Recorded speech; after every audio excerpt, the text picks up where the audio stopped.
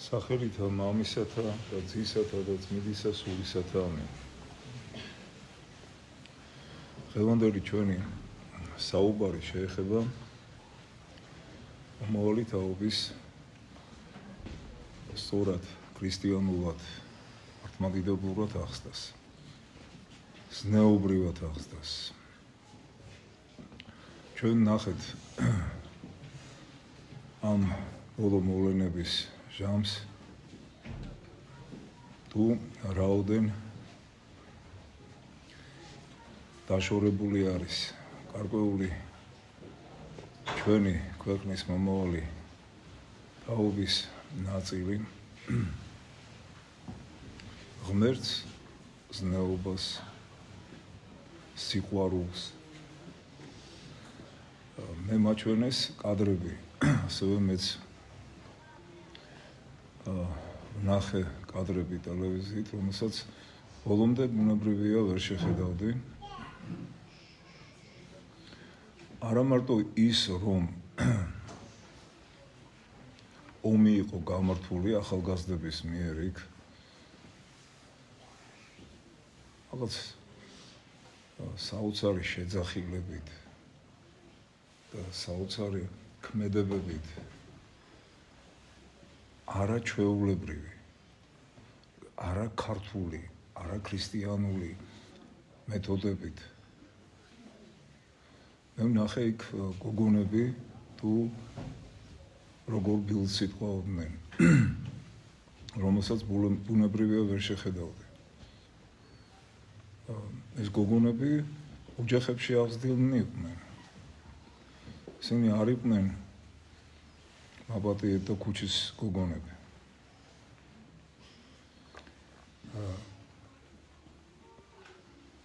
და მე მივხვდი ამას, რომ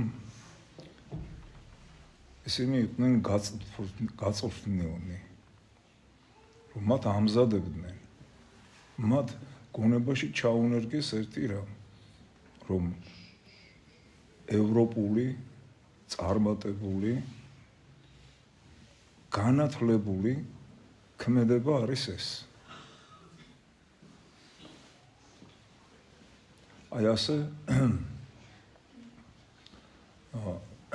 გარკვეული ალბათ წლების მანძილზე გამოზარდეს ეს ბავშვები. ახლა რაღა ბავშვები არიან ასეთი ასაკის ბიჭები და გოგოები, ჩვენი ქვეყნის ისტორიას რომ გადახედოთ, ბრძოლებს იგებდნენ. ხოლო გოგონები კიდე საოცარ მაგალითებს ზნეობისა იძლეოდნენ. ნახეთ, დააყენეს დღეს უზნეობა, თავხედობა. პირდაპირ შეიძლება ასე ითქვას, რომ პოტენციური მკვლელობა პრიორიტეტებად. ჩვენ ამის შესახებ საუბრობთ თითქმის 30 წელზე მეტია. ჩვენ ამიტომ ჩამოვაყალიბეთ მშობელთა კავშირი. მშობელთა კავშირის მთავარი დანიშნულება იყო და არის მომავალი თაობის ქრისტიანულად და ზნეობრივად აღზრდა. ამიტომ ჩვენ ყველაფერს ვაკეთებდით და ვაკეთებთ, რაც ჩვენს ძალამოსილებას შეესატყვისება. ამის გამო შეიძლება დიდი დევნაც და შეურაცხყოფაც არაერთი განვიცადეთ, მაგრამ ეს არაფერია. ხა კარგ საქმეს რომ მაკეთებ, ადამიანი მზად უნდა იყო, რომ ამას არ შეხვდება ის ძალები, რომელიც დემონისაგან იმართება დაშის დაკვით, არამედ პირიქით. ყველანაირად შეეცდება, რომ წინ აღგიდგეს და შეურაცხყოფა მოგაყენოს. და რა მინდა ვთქვა, რომ ძალიან კარგი კანონები მიიღეს ხელისუფლებამ. ის კანონები, რომელიც ჩვენს ქვეყანას სულიერად და ზნეობრივად წინ წაიყვანს და საქართველოს მთლიანად მსოფლიოშიც ნორმალურ, გონიერ, ზნეობრივ ადამიანებში ავტორიტეტს მოუპოვებს. მაგრამ აუცილებელია რომ სისტემურად მიეხედოს განათლების სფეროს. ეს არის აუცილებელი. ამას ვითხოვთ ჩვენ ამდენი წლებია. შევდივართ მინისტრებთან, სამინისტროებში, გვაქვს ეს საუბრები,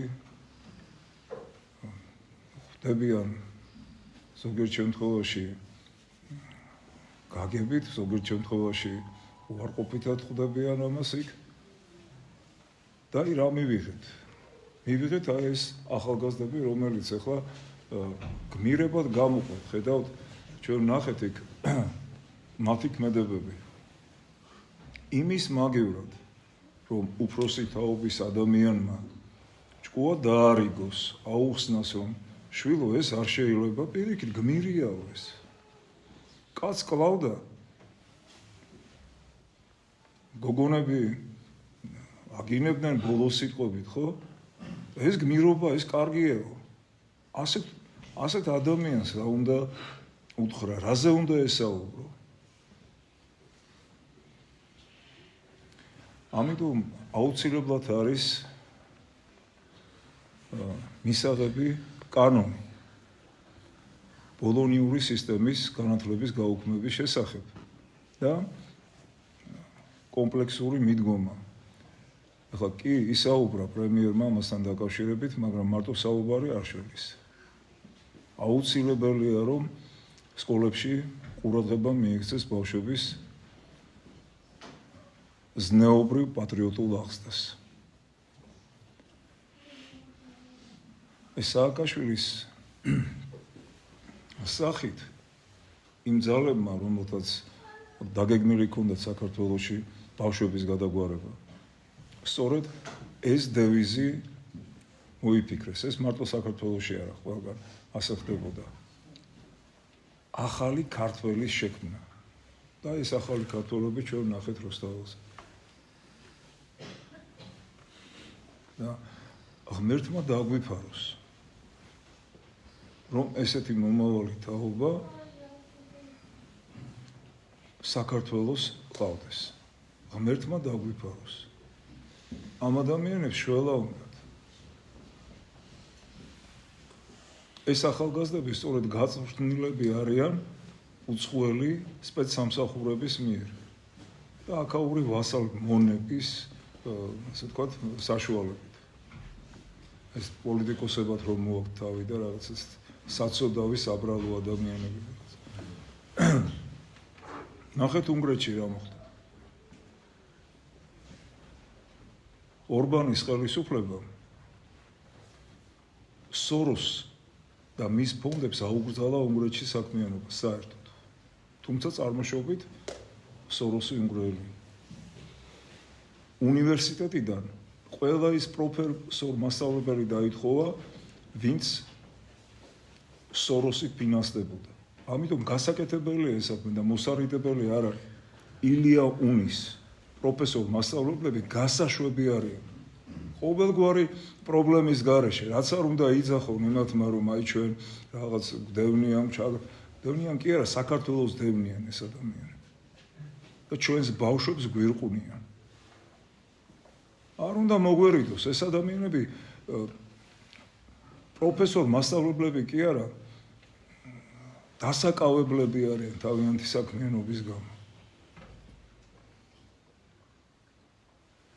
ამიტომ აი ხელისუფლებასთან ჩვენ თუ გვექნება ახლა კომუნიკაცია, აუცილებელია ყოველთვის რომ გავამახვილოთ ყურადღება ამაზე. ასეთი მასწავლებლები სკოლებში, უმაღლეს სასწავლებლებში არ უნდა იყვნენ. როგორც კანვასი, რითი განსხვავდება ილია უნის პედაგოგი, პროფესორი კანვასის ტრენერისგან? არაფრით. ესე რომ ეს საკითხი ასევე მისახედია და აუცილებელია ამასთან დაკავშირებით კანონმდებლობის დონეზე გადაწყვეტილების მიღება. ეხლა მე მინდა წაგიკითხოთ არქიმანდრიტ რაფაელის ერთი საუბარი ყრმათა გახსნის შესახებ, აი ესეთი სახელდება აქვს ამას. თუ კითხავენ თქვენი ცხოვრების რომელი პერიოდი იყო ყველაზე ბედნიერი, ალბათ უპასუხებთ, რომ ბავშვობა. ბავშვობის მოგონებებს რაგინდ მძიმე და გაჭირვებით სავსეც არ უნდა ყოფილიყო იგი. რაღაც მიმზიდველი ძალა აქვს. ბავშვობაში იყო რაღაც ამოუხსნელი, რაც შემდეგ დავკარგეთ. ბავშვის ემოციური ცხოვრება უფრო ღრმა და მდიდარია, ვიდრე მოზრდილი ადამიანისა. ყველაფერს, რაც გარს აკრავს, ბავშვი უშუალოდ აღიქვამს. ამ უშუალობას იგი თამაშის დროსაც კი არ კარგავს. და თავის თავადობას ინარჩუნებს. თუმცა კაცობრივი სიწმინდე პირობითი რამ არის, მაგრამ ბავშვი, რომელშიც ვნებებს ჯერაც კი არ გაუღვიძიათ, სამყაროს სულ სხვა თვალით უყურებს და ხედავს. ხედავს იმას, რასაც ჩვენ უკვე ვეღარ ვხედავთ. ხატოვნად თუ ვიტყოდით, იგი ცაში იმ ვარსკვლავებს არჩევს, ჩვენი გულგრილი მზერისათვის, რომ უკვე დაფარულია. ბავშვს უფრო ღრმა განცდა, უფრო გულწრფელი სიყვარული, უფრო ერთგული მეგობრობა შეუძლია, ვიდრე მოზრდილს. როდესაც ადამიანს ძალიან უჭირს, ბავშვობა ცხოვრების ნათელი პერიოდები ახსენდება, რომლის შემდეგაც ცას ნაცრისფერი დაედო და ღრუბლები დაიფარა. თვითონ ბავშვის უბრალოება, ჩვენ რომ დავკარგეთ, მისი ბედნიერების წყაროა, მისი უმწეობა კი უდიდესი ძალა. ბავშვობა მარგალიტია კაცის ცხოვრებაში. ახლა კი სურთ, რომ ეს მარგალიტი წაართვა, ტალახში გადააგდონ და ფეხით გადათელონ, ისევე როგორც სულ ცოტა ხნის წინ ტაძრებს ანგრევდნენ და რაღაც დემონური ნიშნის მოგებით ღალავდნენ სიწმინდეებს. ახლა იმავე ღვთის მბრძოლ ძალებს ბავშვობის შებილწვა სურთ. მათ უნდათ ბავშვები ჩაითრიონ გარყვნილების ჭაობში, ძალით შეუშვან გესლი მათ სისხლში. სატანურ რიტუალებში კულმინაციურ მომენტს ბავშვის მკვლელობა წარმოადგენდა. მისი მსხვერპლად შეწირვა სატანისათვის იყო ბოლო აქტი. ახლა კი სურთ ჩაკლან ბავშვთა სულები, ჩაკლან არა დანით, არამედ სულიერი შხამით, გარყვნილების ჭაობში ჩააღწიონ, რათა ამ სიბინძურემ თავიდან ბოლომდე გაჟღინთოს და დახრას მათი სულები. ბავშვთა გახსნის საქმეს ნაწილობრივ მშობლები ასრულებენ. როდესაც სახლში პორნოგრაფია შემოაქვთ, ჟურნალ-გაზეთების სახით თუ სხვა საშუალებებით, ან და დუმილით აძლევენ შვილებს უფლებას უყურონ ისეთ ტელეგადაცემებს, სადაც ცხოვრების მთელი ჭუჭყიანი უკუღმართი მხარეა ნაჩვენები. ამასთან გვიმტკიცებენ, თითქოს შეიძლება ჭაობში ისე გაიარო, რომ ტანსაცმელი არ დაისვა. ბავშვები უფრო მძაფრად ღებულობენ შთაბეჭდილებებს, ვიდრე უფროსები. ცნობის მოყვარეობა ბავშვის ერთ-ერთი დამახასიათებელი თვისებაა. იგი უფრო ძლიერად და ემოციურად განიცდის გარეგან შთაბეჭდილებებს და ისინი მის სულში ძალიან ღრმა კვალს ტოვებენ. მშობლები, რომლებიც თავიანთი შვილების სიწმინდის შენარჩუნებაზე არ ზრუნავენ, იმაზე უარესები არიან. ბავშვებს კუჩაში რომ აგდებენ, ან და შიშვლებსა და მშივრებს რომ ტოვებენ. მაგრამ სატანურ ძალებს ესეც არ ყოფნით. მათ სურთ ძალით გახსნან ბავშვები სკოლებისა და სხვადასხვა ორგანიზაციების მეშვეობით. ამ ორგანიზაციებს გარეგნულად საქველმოქმედო ხასიათი აქვთ, მაგრამ მათი მიზანი ბავშვის ცნობიერებაში ჩანერგონ აზრი, რომ ყველაფერი ნებადართულია. მათი მიზანია მრავალსაუკუნოვანი ხალხური ტრადიციების დანგრევა. მართლმადიდებელი მშობლების გავლენის შესუსტება შვილებს. სულთ ბავშვთა დაცვის იდეის ნიღაბქვეშ, აი ეს ეგრეთ წოდებული უფლებები, რომ მიანიჭეს ბავშვებს, შენ უფლება გაქვს, შენს მშობელს არ დაუჯერო და თუ კი ის გეტყვის, რომ ასე მოიქეცი, ან ისე მოიქეცი, აიღე ტელეფონი და დაგვირეკე პოლიციაში. და ჩვენ მივხედავთ ასეთ მშობლებს.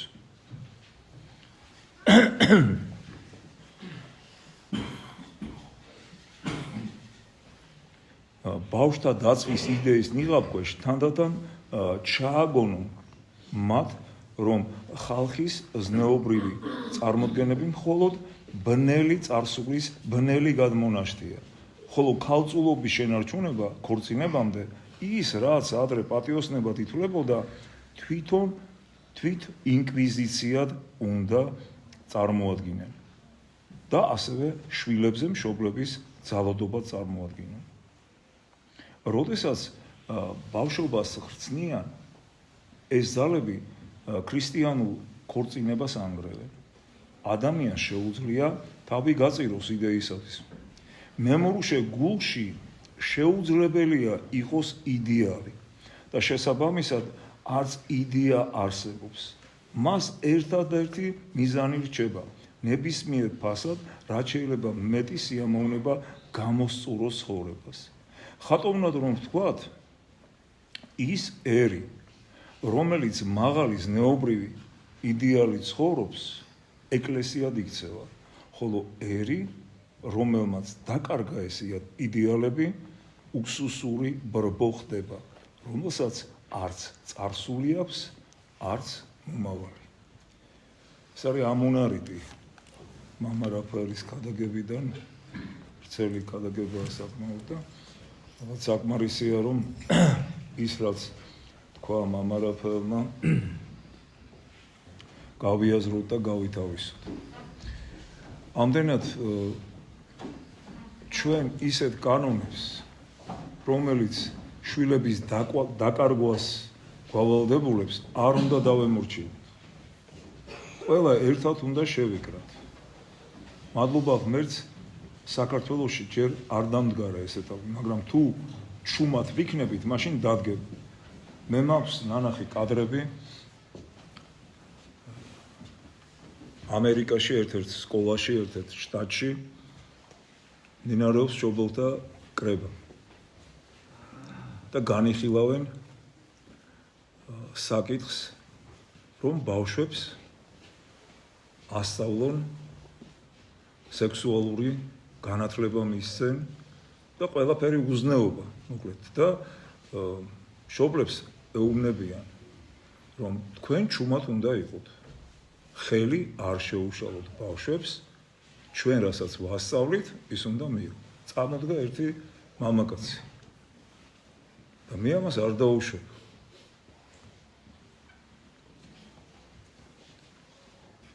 დაიწყო პოლემიკა იქ.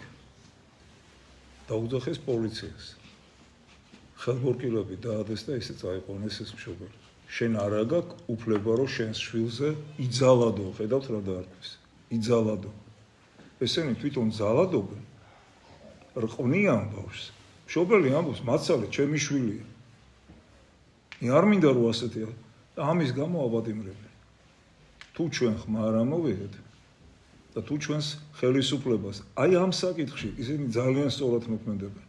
გვერდში არ დაუდექით და იქ დაუდექით იმ ხალხთან, არ ვიცი, ხალხი ქვია იმათ, არ ვიცი რა ქვია იმათ, ევროპას რო გაიძახიან.